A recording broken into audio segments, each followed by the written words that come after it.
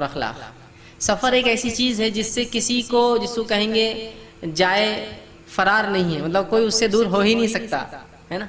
کچھ سفر فرض ہے، کچھ سفر واجب ہے، کچھ سفر انسان ضرورت کے تحت کرتا ہے۔ مطلب سفر سے تو جس کو کہیں کوئی مفر نہیں ہے، چھپنے کی کوئی جگہ نہیں ہے، بھاگنے کی کوئی جگہ نہیں، فرار ہونے کی کوئی جگہ نہیں۔ تو سفر ایک ایسی اہم چیز ہے انسانی زندگی میں، چاہے حج کے لیے جائے، اس لیے کہ میں نے کہا کچھ سفر فرض ہوتے ہیں تو یہ فرض ہے، چاہے عمرے کے لیے جائے تو یہ سفر واجب ہوتے ہیں، یا ایک سے زیادہ حج اور عمرے کے لیے جائے تو یہ سفر جو ہے اس کے لیے اللہ نے دے رکھا ہے مال تو واجب ہے کرے۔ اس کے علاوہ زائد جائے تو سنت ہے، اس کے لیے نفل ہے۔ اس کے علاوہ تجارت کے سفر ہوتے ہیں جو کہ غرض اور ضرورت ہوتی ہے، تجارت کا مال لانا ہوتا ہے تو یہ بھی واجب، فرض اور سنت۔ تو بہرحال آپ دیکھیے سفر کی بڑی اہمیت ہے، سفر کے بغیر کسی کو چارہ نہیں ہے، مرد ہو یا عورت، بوڑھا ہو یا بچہ، مالدار ہو یا غریب، سفر کے بغیر معاملہ نہیں ہے۔ رشتہ داروں سے ملنے جانا ہے، سفر کرنا ہے، تجارت کے لیے جانا ہے، سفر کرنا ہے، کمائی کے لیے اپنا وطن چھوڑنا ہے، سفر کرنا ہے، حج کے لیے جانا ہے، سفر کرنا ہے، عمرے کے لیے جانا ہے، سفر کرنا ہے، مسجد نبوی کی زیارت کے لیے جانا ہے، سفر کرنا ہے، مسجد اقصیٰ کی زیارت، سفر۔ یہ تین ہی جگہ سفر انسان کر سکتا ہے ثواب کی نیت سے، یاد رکھیں۔ تو یہ سب سفر ہے۔ تو کچھ سفر فرض ہے، کچھ سفر واجب ہے، کچھ سفر سنت اور مستحب ہے، کچھ سفر انسان نفلی ہے جو کرتا ہے رشتہ داری قائم رکھنے کے لیے، سوسائٹی اور سماج میں تجارت چلانے کے لیے، حلال روزی کے لیے۔ تو بہرحال بتانے کا مقصد یہ ہے کہ سفر کے بغیر کوئی چارہ نہیں ہے انسان کا، ہر آدمی سفر کرتا ہے۔ اب کیوں نہ ان اسفار کو، ان سفر کو، سفر کی جمع اسفار ہوتا ہے، اس کا پلورل ہے، ان سفر کو اگر ہم سنت کے مطابق ادب اور اخلاق کا لحاظ رکھتے ہوئے کریں تو سفر بھی اجر دے رہا ہے۔ یہاں سے آپ دلی کا سفر کریں ایک مثال کے طور پر، 1500 کلومیٹر کا سفر ہے، کتاب و سنت کے مطابق ہو تو 1500 کلومیٹر کا ثواب کتنا ہوگا اللہ ہی بہتر جانتا۔ تو سفر کے آداب سے آپ فائدہ ہی اٹھا سکتے ہیں، مال جا رہا ہے، کوشش جاری، محنت ہو رہی ہے، ساتھ میں ثواب بھی مل رہا ہے، ورنہ مال تو جا رہا ہے، کوشش ہو رہی ہے، محنت ہو رہی ہے، ثواب نہیں مل رہا، اس لیے کہ ادب اور اخلاق کا آپ لحاظ نہیں رکھ رہے ہیں، ٹھیک ہے۔ اور اس سے پہلے میں بات بتا چکا ہوں کہ کسی بھی مباح کام کے پیچھے اگر نیت درست ہو تو مباح کام بھی ثواب دیتا ہے۔ تو سفر مباح ہے، اجازت ہے اس کی، اب اس کے لیے نیت درست ہو جائے تو بہرحال پھر سفر بھی باعث اجر اور ثواب بننے والا، ٹھیک ہے۔ تو میں سفر کے اس عنوان کو دو حصوں میں تقسیم کروں گا۔ سفر آخرت کی ابتدا موت سے ہوئی، انٹری ہوگی موت کے ساتھ، انسان مر گیا، مرنے کے بعد اب کیا ہوتا ہے وہاں سے دیکھتے ہیں، یہ سفر آخرت کی ابتدا ہے۔ نبی اکرم صلی اللہ علیہ وسلم فرماتے ہیں جب انسان مر جاتا ہے اور اگر وہ نیکوکار ہو تو ہوتا یہ ہے کہ خوبصورت چہرے والے فرشتے آتے ہیں اور انتہائی خوشبودار کفن اس کے لیے لایا جاتا ہے، اور اس کے پاس آتے ہیں، کھڑے ہوتے ہیں اور بشارتیں دیتے ہیں، خوشخبریاں سناتے ہیں، اس کے رب نے اس کے سفر آخرت کے بعد کیا دینے کا وعدہ کیا ہے وہ رکھتے ہیں۔ اس کی روح مچلتی ہے اور اسے اچھے اچھے ناموں سے پکارتے ہیں، جن اچھے اچھے ناموں سے وہ دنیا میں پکارا جاتا تھا اسے مبارکباد دیتے ہیں اور اس کو خوشخبریاں سناتے ہیں۔ جو ہی وہ روح خوشخبریاں سنتی ہے وہ مچلنے لگتی ہے سفر آخرت کی ابتدا کے لیے اور کہتی ہے مجھے جلدی سے نکالو، مجھے جلدی لے کر چلو تاکہ میں اس چیز کو پالوں جو میرے رب نے سفر آخرت کے بعد میرے لیے رکھی ہے اور جو بشارت تم لوگ دے رہے ہو۔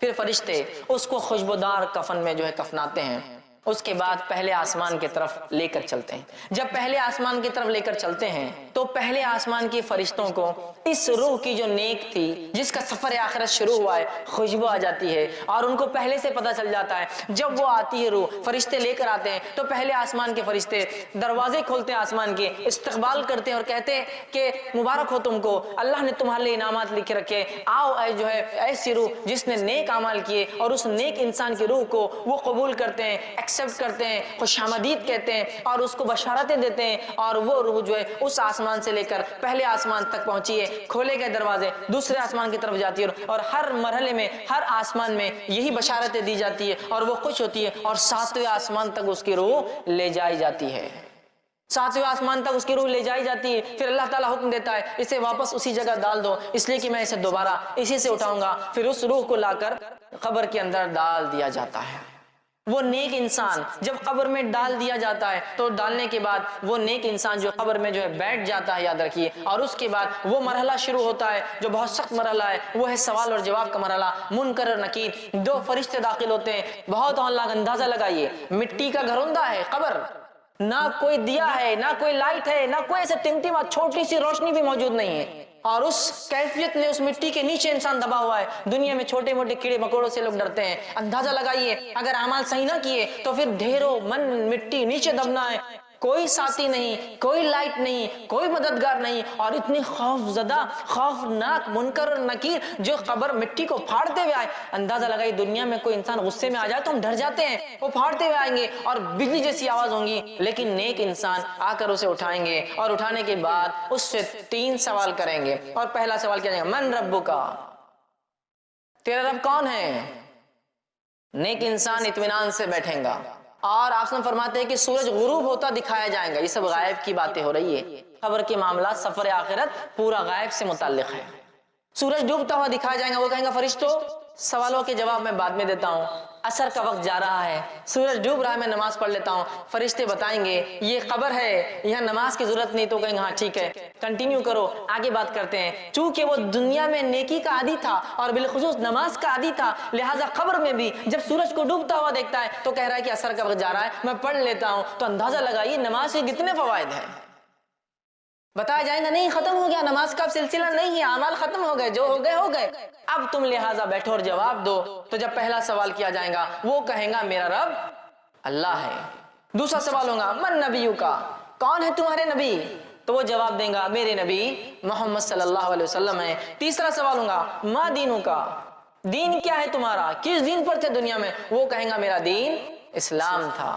یہ کہنے کے بعد جب ایک نیک انسان اپنے سفر آخرت کی ابتدا میں جو ٹیسٹ اس کا ہوگا، جو اورل اس کا لیا جا رہا ہے، جو وائوا اس کا ہو رہا ہے، اس میں اگر وہ رائٹ آنسر دیتا ہے ان تینوں کوشچنز کے تو نتیجہ یہ ہوگا فرشتے سوال و جواب کا سلسلہ ختم کر دیں گے. تینوں جواب اس نے دیا ہے اور ایک کھڑکی کھولی جائیں گی اور جہنم بتائی جائیں گی اور کہا جائے گا یہ وہ چیز ہے جس سے تیرے رب نے تجھے بچا لیا. وہ بندہ شکر ادا کرے گا. اور ایک کھڑکی کھولی جائیں گی اور بتایا جائے گا یہ تیرا مقام ہے جنت میں، یہ تیرا مقام ہے. وہ روح مچل اٹھیں گی اور وہ فرشتوں سے کہیں گا نیک انسان اے فرشتوں مجھے مہلت دے دو، میں جا کے اپنے رشتہ داروں کو بتا دیتا ہوں یہ میرے رب نے نیکیوں کی وجہ سے دیا ہے. فرشتے کہیں گے لوٹنے کا چانس، لوٹنے کا جو ہے کوئی جو ہے اس کے اندر امکان نہیں ہے، لہٰذا تم اطمینان کرو. اور پھر وہ انسان دعا کریں گا اللہ قیامت جلدی قائم کر، چونکہ وہ مقام مجھے چاہیے جو بتایا گیا میرا وہاں. اور وہ کہیں گا قیامت جلدی قائم کر اللہ تاکہ میں اٹھوں اس روز اور سفر آخرت کا جو اینڈ ہوگا اس میں جو ڈیسٹینیشن جو بتایا جا رہا ہے جو مجھے ملنے والا ہے یہ مجھے جلدی سے مل جائے. اور اس کے بعد وہ جنت کی کھڑکی کھلی رہیں گی، اس کی کچھ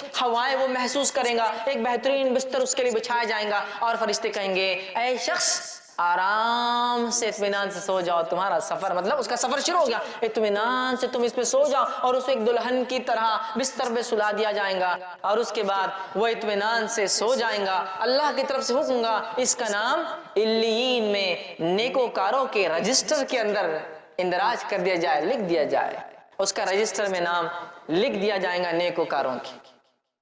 آئیے اس کے بالمقابل وہ انسان جو گناہ کرتا تھا، معصیت، جرم، کفر، شرک، نفاق، اس کی زندگی اس میں گزری، اس شخص کی موت کیسی آتی وہ بھی دیکھیے، اس کا سفر آخرت سٹارٹ کیسا ہوتا وہ بھی دیکھتے ہیں ہم. اللہ رب العزت ہم پر رحم کرے اور ہماری حفاظت کرے. بہت سخت سفر ہے. ویسے موت کی ہولناکی کتنی خطرناک تھی، لیکن ایک جو گناہ گار انسان ہوتا ہے اس کے پاس فرشتے جب اس کی روح کا وقت آتا ہے پہلے تو کہتا مہلت دی جائے، چھوٹ ڈھیل دی جائے، کہا جاتا ڈھیل نہیں ہے. اس کے بعد فرشتے جو کہ انتہائی گھٹیا صورتوں میں، بری صورتوں میں آتے ہیں اور انتہائی بدبودار ٹاٹ کا ایک اس کے لیے کفن لاتے ہیں اور لانے کے بعد کہتے ہیں کہ اے مغضوب روح، اللہ کا تجھ پر غضب ہونے والا ہے، تو نے گناہ اور معصیت کے، نکل، تیرا مقام یہ ہے. چونکہ جیسا نیک آدمی کو بشارت دی جاتی ہے اس کو اس کا مقام کے تعلق سے بشارت دی جاتی ہے، نکل تجھے یہاں جانا ہے. اور وہ گناہ گار انسان کہتا ہے کہ نہیں میں نہیں نکلوں گا. اس کی روح جسم کے اندر جاتی ہے. جب روح اندر جاتی ہے تو اسی ماحول کی، اسی حالت کی ایک تصویر اللہ نے بیان کی اور کہا وَالنَّازِعَاتِ غَرْقًا، قسماً فرشتوں کی جو روحوں کو جسم میں ڈوب کر غوطے لگا کے کھینچ کے نکالتے ہیں. چونکہ اس کی روح باہر آنا نہیں چاہیں گی، وہ اندر جائیں گی اور یہ فرشتے اندر جا کے روح کو نکالیں گے. اور اسی بات کو اللہ رب العزت نے سورہ انعام سورہ نمبر 6 آیت نمبر 93 میں دیکھیے کیسا بیان کیا. اللہ فرماتا ہے اے نبی کہ اگر تم دیکھتے جب ظالموں کی موت کا وقت قریب آتا ہے، ٹھیک ہے، اور وہ موت کی جھانکنی میں جا کر پھنستے ہیں، سکرات میں ہوتے ہیں، تو فرشتے ان کے پاس جاتے ہیں، ملائکۃ باسطوا ایدیہم، اور اپنے ہاتھوں کو بڑا کر کھینچتے ہیں اس کی روح کو. نکل، چونکہ ایک نہیں کئی فرشتے آتے، یاد رکھیں، نکل اس کو کھینچتے ہیں. اب تمہیں بتایا جائے گا کیسا عذاب تمہیں ملتا ہے ان باتوں کے لیے جو تم اللہ کے تعلق سے بغیر علم کے بک دیا کرتے تھے. نکلو باہر. اب تو فرشتے ڈوب ڈوب کر نکالیں گے, فرشتے کھینچ کھینچ کر نکالیں گے. وہ سفر کے لیے راضی نہیں ہوں گی وہ روح, وہ اندر گھسیں گی. فرشتے جب نکالیں گے, نبی اکرم صلی اللہ علیہ وسلم فرمایا کیسی تکلیف ہوں گی شخص کو جس کی روح جو گناہگار ہوگا, جیسے ایک بھیڑ ہو, بھیڑ سمجھتے نا آپ, شیپ بھیڑ ہو, اس کی اون کتنی گتھیاں ہوتی ہے اس میں, وہ اگر گیلی ہو اور اس پر کوئی کانٹے دار چھڑی لے اور اس کو گھمائے جس میں بال اٹک جائے اور پھر اس کو کھینچ کر نکالے, اس قسم کی شدید تکلیف وہ محسوس کرتا ہے. اور اس کی جلد جو ہے جیسا نکلتی ہے تکلیف محسوس کرتا ہے اور تکلیف محسوس کرتا ہے, لیکن اسے فرشتے نکالتے بدبودار نہایتی گندے ٹاٹ کے اندر اسے لپیٹتے ہیں. لپیٹنے کے بعد پہلے آسمان پہ لے جاتے ہیں. پہلے آسمان کے فرشتے کہتے ہیں اس مغضوب روح کے لیے آسمان کے دروازے نہیں کھولے جائیں گے, واپس چلی جاؤ. اور اس انسان کو فرشتے انتہائی گھٹیا گھٹیا ناموں سے پکاریں گے جس سے دنیا میں چڑھتا تھا اور نفرت کرتا تھا. خبر میں آنے کے بعد وہی ہولناکی منکر اور نکیر ظاہر ہوں گے جن کی آواز بجلی کی کڑک جیسی ہوں گی, اور آ کر سوال کریں گے اس سے اور کہیں گے من ربکا, تیرا رب کون تھا؟ کافر کہیں گا ہا لا ادری, مجھے نہیں پتا میرا رب کون تھا, مجھے نہیں پتا, جواب نہیں دے پائیں گا. دوسرا سوال ہوگا من نبیکا, نبی کون تھے, تیرا نبی کون ہے؟ کافر کہیں گے ہا لا ادری, مجھے تو نہیں معلوم کون میرے نبی ہے, جواب نہیں دے پائیں گے. تیسرا جو سوال ما دینو کا, تیرا دین کیا ہے؟ کافر کہیں گا ہا لا ادری, مجھے اس کا بھی جواب نہیں معلوم. اس کے بعد وہ جواب نہیں دے پائیں گا کوئی چیز کا, مطلب تینوں سوالات میں وہ فیل جائیں گا. اور اس کے بعد فرشتے ایک کھڑکی کھولی جائیں گی, جنت دکھائی جائیں گی اور کہا جائیں گا یہ وہ چیز ہے جس سے تو محروم رہا.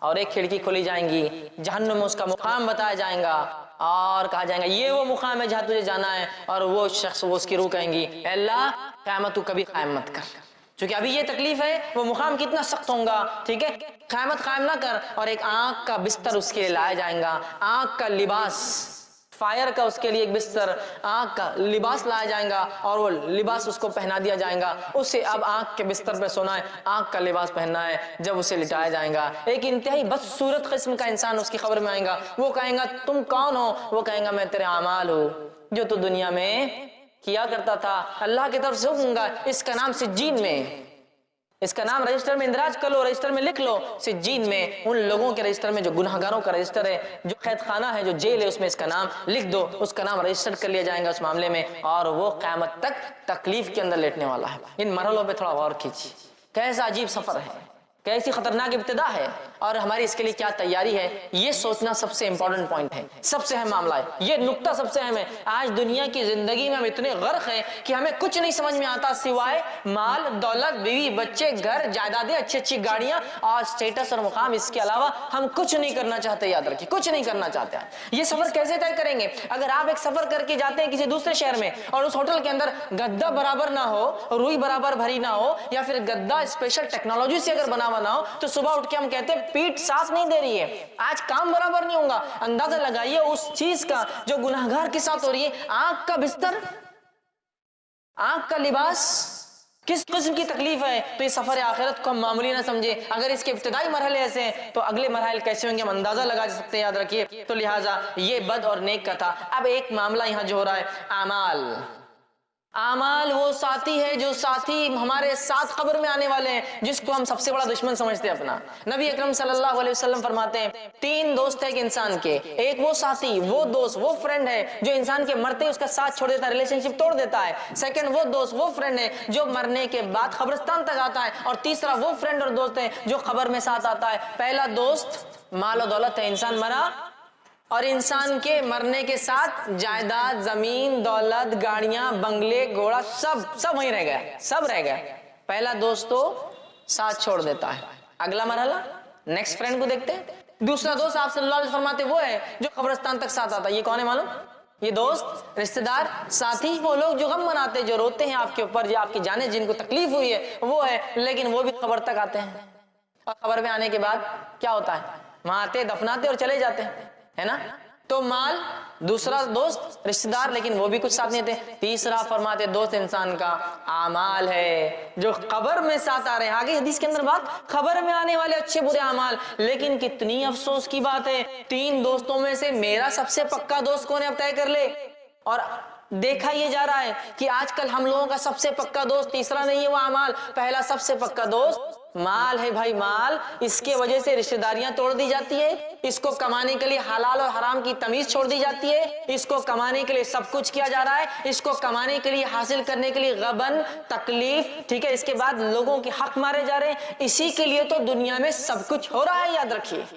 اور یہ سب سے پکا دوست ہے، اسی کی وجہ سے تو ہم نے سنتوں کو ترک کیا، اسی کی وجہ سے تو فرائض کو ہم نے چھوڑا۔ ارے بھائی ظہر کے ٹائم پہ نماز کو چل جائیں گے تو کام کم ہوگا، سیلری کم ہو جائیں گی، لہٰذا 1 گھنٹہ بڑھ جائیں گا نا، اسی کے لیے تو ہم نے نماز فرائض چھوڑے، اسی کے لیے تو جو رشتوں کو جوڑنے کا حکم ہے وہ توڑے کہ رشتے باقی رکھیں گے تو آ جائیں گے کل کو غریب رشتے دار، بولیں گے یہ دو یہ دو یہ دو، کہاں سے لاؤں گا، توڑو رشتے داریاں، چونکہ مال مانگ لیں گے یہ، تو اسی کے لیے تو سب کچھ کیا، اسی کے لیے احکامات چھوڑے اسلام کے، اسی کے لیے فرائض چھوڑے، اسی کے لیے رشتہ داریاں توڑی، اسی کے لیے بغیر حلال و حرام کی تمیز کے، اور میں نے حرام کمایا، رشوت خوری کی، غبن کیا، چوری کی، جو کچھ ہو سکتا ہے کیا، مال حاصل کیا، اور یہ ایسا بے وفا ساتھی ہے فرسٹ سٹیج میں چھوڑ دیتا ہے، انسان مر کے چلا جاتا ہے، جھگڑا جائیداد کا چلتے رہتا ہے۔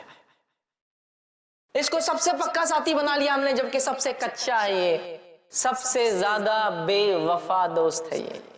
دوسرا دوست رشتہ دار، کہاں تک آتے ہیں یہ بھی، قبر تک۔ یہ وہی رشتہ دار ہے نا جن کے لیے آپ نے شریعت کو بالائے طاق رکھا، بھائی شادی ایسی کرو، ایسی شادی تھوڑی ہوتی سماج میں، بڑے کیا کہیں گے ہمارے، یہ وہی رشتہ دار ہے نا جن کی وجہ سے سنتوں کو چھوڑا، یہ وہی رشتہ دار ہے نا جن کی وجہ سے ہم نے دین اور اسلام کو چھوڑا۔ ارے بھائی پورے خاندان میں کوئی عمل نہیں کرتا، میں کیسے کروں گا، نام دکھانا ہے سماج میں، آگے بڑھنا ہے، بچوں کی شادیاں وغیرہ ہونا ہے، لہٰذا میں یہ قرآن حدیث اور سنت کی بات نہیں کر سکتا یہاں۔ تو یہ رشتہ جن کے لیے آپ نے اسلام کو چھوڑا، یہ رشتہ دار ہے جس کے لیے آپ نے سب کچھ کیا، اسلام اور شریعت کو بالائے طاق رکھا، سنتوں کی اہمیت کو ہم نے وہ کیا، میں میرا بیٹا ہے اس کے لیے کیسا ہوں گا، یہ کر لیا، میری بیٹی ہے، رشتہ داروں کے لیے یہ اتنے بے وفا ہے، بس قبرستان تک آئیں گے، 2 آنسو بہائیں گے، بیوی ہو تو 4 مہینے 10 دن غم کریں گے، اس کے بعد سب کچھ دنیا کا چلنے لگے گا، کوئی ساتھ نہیں آ رہا مال، کوئی ساتھ نہیں آ رہا خبر میں، ایک بھی رشتہ دار جس کے لیے یہ 2 فرینڈز کے لیے سب کچھ کیا، یہ سب سے بے وفا ہے۔ تیسرا جو دوست ہے جس سے سب سے کم اور ہلکی دوستی اور فرینڈشپ ہے میری اور آپ کی آج، وہ ہے اعمال۔ یہ زندگی میں بھی ساتھ ہے، یہ قبر میں بھی ساتھ ہے، یہ مقام محشر میں ترازو میں بھی تولا جائیں گا، اور انشاءاللہ اللہ کے فضل اور رحم کے بعد یہ وجہ بنے گا جنت میں جانے کی۔ اعمال، اعمال، لیکن اعمال بعد میں، پہلے مال، پھر رشتہ دار کیا بولیں گے، یہی معاملہ ہے نا۔ دیکھیے کوئی کام کرنا ہے، نہیں بھائی اس سے پہلے تو دیکھ لو بزنس میں کیا فرق آتا، دوسرا رشتہ دار کیا بولیں گے، ارے نہیں تو سنت ہے، رشتہ دار کیا بولیں گے، بھائی سماج میں رہنا ہے نا، اس کے بعد اعمال کا سوچا جائے گا۔ تو یہ دوست، یہ اعمال جس کو ہم نے سب سے کمزور دوست بنا لیا، اس سے وہ مضبوط دوستی اور رشتہ نہیں رکھا، یہی وہ عمل ہے جو ہر جگہ آنے والا ہے، قبر میں بھی آئے گا، قبر میں بھی آئے گا۔ ایک تو مسئلہ حل ہوا، دوسرا سوالات تو کتنے آسان دکھتے ہیں نا، من ربو کا، ربی اللہ، میرا رب اللہ ہے، کتنا آسان جواب ہے۔ من نبیو کا، میرا نبی کون ہے، کتنا آسان جواب، کس کو نہیں پتا کہ نبی محمد صلی اللہ علیہ وسلم ہے ہمارے، آسان۔ ماں دینوں کا، دین کیا تھا تیرا، کتنا آسان ہے دین اسلام، 3 سوال اور 3 الفاظ میں جواب ہے اس کے، اللہ، محمد صلی اللہ علیہ وسلم اور اسلام، میں تو یوں ہی دے دوں گا۔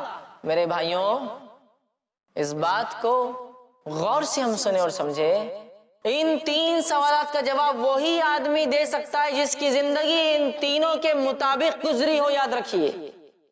ان 3 سوالات، جس نے اللہ کو واقع میں رب مانا، اس کے ساتھ کبھی شرک نہیں کیا، اس کی توحید پر زندگی گزاری، اس کے احکام کو سنا، اس کے حرام کو حرام جانا، اس کے حلال کو حلال جانا، اس کی اطاعت، اس کی شریعت کی اطاعت کی، اس کی فرمانبرداری میں زندگی گزار دی، اس کی محبت کے لیے دنیا میں سب کچھ کیا، تو وہ کہہ سکیں گا میرا رب اللہ ہے۔ اللہ ایک لفظ ہے نا صرف، کیوں نہیں کہہ سکوں، نہیں کہہ سکیں گے جس کی زندگی اس پہ نہیں چلی ہو۔ ہم شرک، کفر، معصیت، احکام کو توڑنا، حرام میں زندگیاں ڈوبی ہوئی ہے، من مانی زندگیاں گزار رہے ہیں، نہیں اللہ تعالیٰ پھر بھی ہم کو یہ نہیں، یہ لفظ نہیں آئیں گا زبان پہ، یاد رکھیے، یہ تو اسی کی زبان پہ آئیں گا جس کی زندگی اللہ کو رب مانتے ہوئے گزری ہو، اور اللہ کو رب مانتے ہوئے دنیا سے چلا گیا ہو، یاد رکھیے۔ اور اسی رب کے لیے اس نے لوگوں سے رشتے توڑے، اسی رب کے لوگوں سے اس نے لڑائیاں کی، اسی رب کی خاطر دوستی ہوئی، اسی رب کی خاطر دشمنی ہوئی، اسی کی خاطر حرام کو چھوڑا، اسی خاطر حلال کو کیا۔ اس نے کہا تھا رشتہ داریاں نبھاؤ تو میں نے کر لیا تھا، سب کچھ اللہ کے لیے ہو، وہ کہہ سکیں گے میرا رب اللہ ہے۔ دوسرا میرا نبی کون ہے، محمد صلی اللہ علیہ وسلم، کتنا آسان ہے، لیکن یہ وہی کہہ سکیں گا جس کی زندگی نبی اکرم صلی اللہ علیہ وسلم کی اتباع میں گزری ہو۔ من مانے ڈھنگ سے زندگی گزارنے والوں کو یہ جواب نہیں ملے گا، اس کا یاد رکھیے۔ جس نے جو سنت کو بالائے طاق رکھا. سنت کیا ہے؟ کر لیے تو عمل ٹھیک، نہیں کرے تو چلتا. ماحول بنا دیا گیا. یہ سنت پہ عمل کرے تو ٹھیک، نہیں کرے تو چلتا ہے، ایسا کوئی مسئلہ نہیں. اتنا ماحول بنا دیا گیا آج. یہ سنتوں کو مذاق سمجھ رہے ہیں. سنتوں کا انکار کرنا فیشن بن چکا ہے آج کل. معلوم، ارے یہ حدیث تو میرے پلے نہیں پڑ رہی بھائی، سمجھ میں نہیں آ رہی، رد. ارے یہ حدیث تو مجھے سمجھ میں نہیں آ رہی، رد. ارے یہ حدیث تو اس کے خلاف دکھ رہی مجھے، رد. ارے یہ حدیث میں تو فلاں ہے، رد. مطلب تمہاری عقلیں جانچیں گی اب سنت کو. سنت کا انکار کیا پوری زندگی، من مانی زندگی گزاری، تو پھر کیا وہ یہ کہہ سکیں گا میرے نبی محمد صلی اللہ علیہ وسلم ہے؟ یاد رکھیے، جو نبی اکرم صلی اللہ علیہ وسلم کی محبت کرتا ہے، محبت کا تقاضا اطاعت اور فرمانبرداری یاد رکھیے. اس لیے کہ آپ صلی اللہ علیہ وسلم نے فرمایا کہ جس نے میری سنت سے محبت کی اس نے مجھ سے محبت کی. من احب سنتی فمن احبنی، اس نے مجھ سے محبت کی. ومن احبنی کان معی فی الجنہ، اور جس نے مجھ سے محبت کی میرے ساتھ جنت میں ہوگا.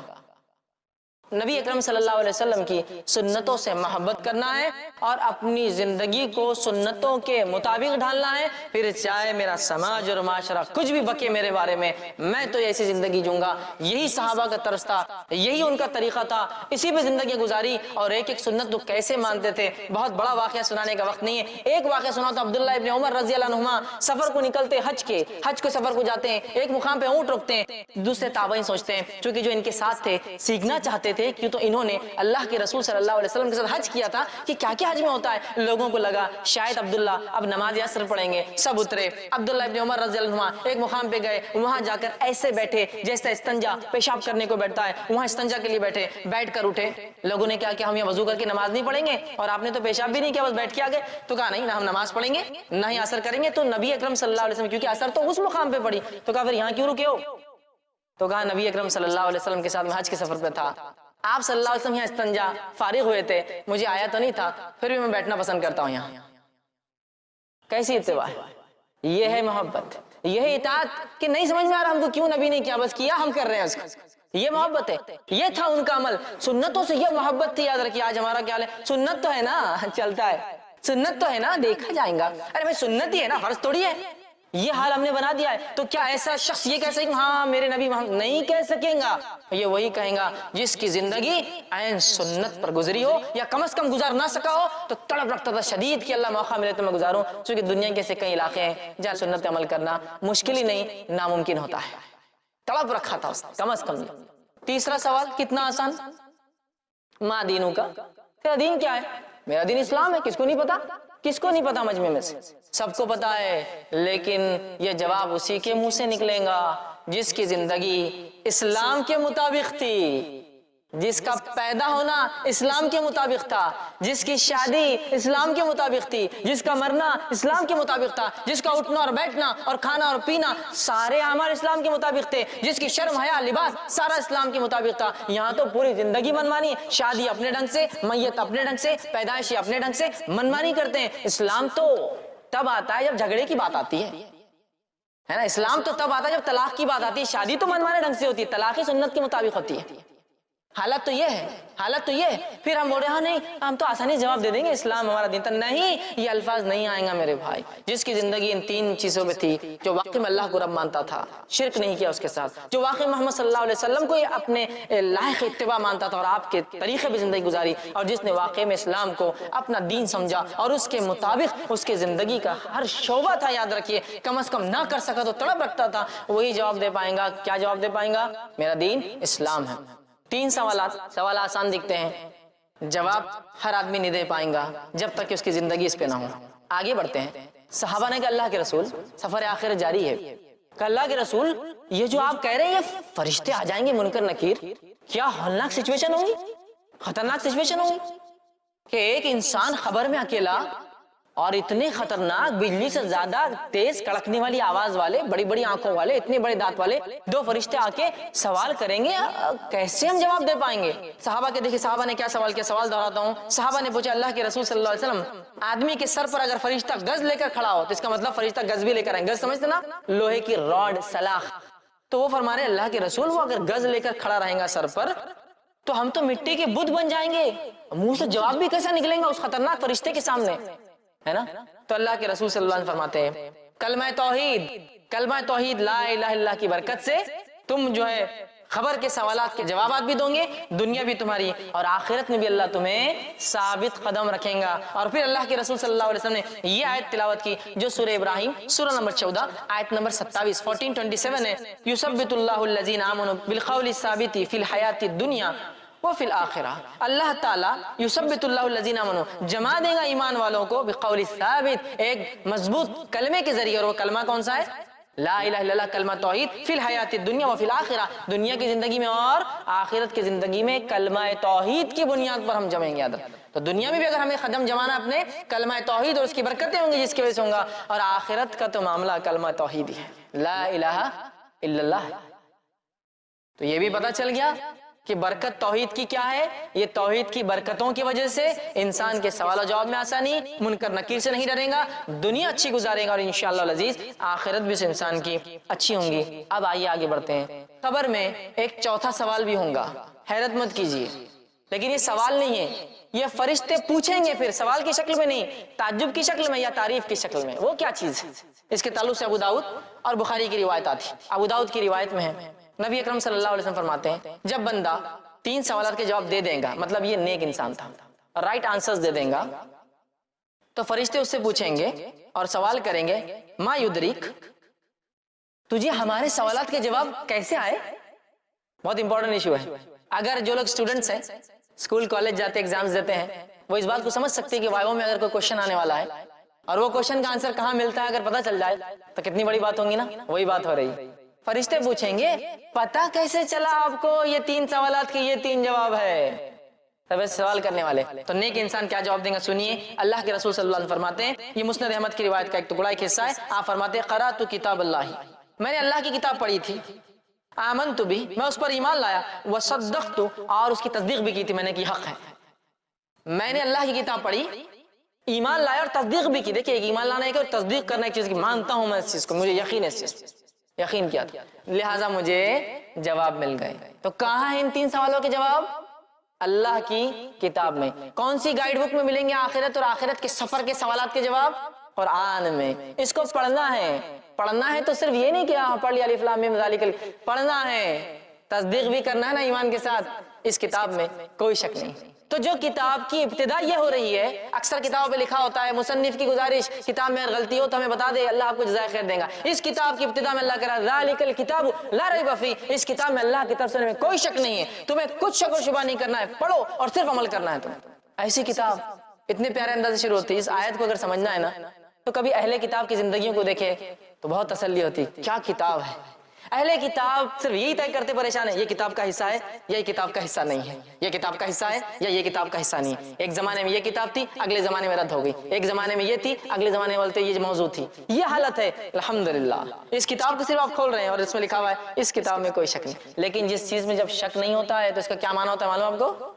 اس کا معنی ہوتا ہے پھر اسے عمل کرنا بھی لازم ہے۔ حکومت نے قانون پاس کیا، قانون اگر حکومت کی طرف سے کوئی شک نہیں ہے تو عمل کرنا لازم ہے۔ ذالک الکتاب لا، قرآن پڑھنا ہے اس کو۔ دیکھیے شروعاتی ہو رہا تو اتنی بہترین بات سے، تو آگے کیا کیا ہوں گے اسباق پتہ نہیں ہے نا، مطلب پڑھتے جائیں گے خزانے پہ خزانے۔ تو کہا میں نے قرآن پڑھا تھا، کوشچن 3 آنسر گائیڈ بک بتا دی گئی کیا ہے۔ اب دوسرا آدمی جو جواب نہیں دے پائیں گا، فرشتے پوچھیں گے کیوں جواب نہیں دے پایا، اور کوئی اچھی بات تو نہیں کریں گے اس سے، کیوں جواب نہیں دے پایا؟ تو وہ کہیں گا لا دریتا ولا تلیتا، مطلب کیوں جواب نہیں دے پائے؟ تو وہ کہیں گا نہ میں نے قرآن پڑھا نہ سمجھا۔ تو فرشتے کہیں گے تو نے نہ جانا نہ تو نے پڑھا، اور ایک فرشتہ، ایک روایت کے مطابق گز لیا ہوا فرشتہ، اور ایک روایت کے مطابق جو صحیح بخاری کی ہے 2 ہتھوڑے لیا ہوا فرشتہ ہوں گا، ہتھوڑے، ٹھیک ہے، گز نہیں ہتھوڑے، ہتھوڑے سمجھتے نا آپ، ہتھوڑا جو ہوتا ہے پتھر توڑنے میں جو استعمال، وہ 2 ہتھوڑے لیں گا، اور جب پوچھیں گا تو نے نہ پڑھا نہ سمجھا، دونوں ہتھوڑوں کو لے کے اس زور سے دونوں کنپٹیوں پہ ماریں گا تو روایت کے اندازہ وہ ایسا چیخیں گا، وہ مردہ اتنے زور سے چلائیں گا کہ زمین و آسمان کی ہر مخلوق سنیں گی اس کی آواز سوائے جن اور انس کو چھوڑ کر، اور اس کا سر ذرات میں تبدیل ہو جائے گا، اور یہی عذاب اس کو قیامت تک دوبارہ اٹھنے تک ملنے والا ہے۔ آنکھ کا بستر، آنکھ کا لباس، ہتھوڑوں کا عذاب۔ ایک روایت میں گز کے ہے، گز، وہ گز لے کے کھڑا ہوں گا، اور گز لے کے کھڑا ہوں گا اور اس زور سے ماریں گا، اور یہ گز والے فرشتے اور ہتھوڑے والے فرشتوں کی دونوں کی خصوصیت یہ دونوں اندھے اور بہرے ہیں، سنتے بھی نہیں ہیں دیکھتے بھی نہیں ہیں, چاند ذرہ برابر بھی نہیں ہے کہ کچھ وہ کر سکے, نہ سنتے ہیں نہ دیکھتے ہیں کیا ہو رہا ہے لیکن مارتے ہیں. اگر دونوں روایتوں کو ملا لیا جائے تو مانا یہ ہوا ایک فرشتہ کنپٹیوں پہ مارتا ہے ہتھوڑے سے اور ایک فرشتہ پیچھے سے کھڑے ہو کر سر پہ مارتا ہے گز, دونوں روایتوں کو ملاتی مان تو اس گز کے تعلق سے